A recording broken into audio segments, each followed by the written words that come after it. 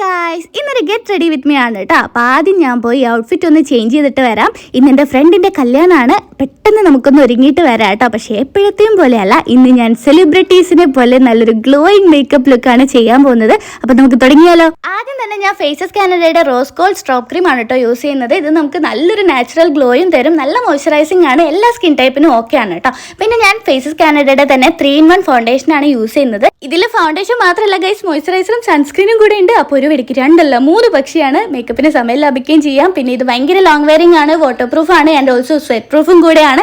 സംഭവം സെറ്റാണ്. അത് കഴിഞ്ഞ് ഞാൻ എൻ്റെ ഐബ്രോസ് ഫിൽ ചെയ്തു, ഐ ഷാഡോ ഇട്ട് കൊടുത്തു, കണ്ണെഴുതി.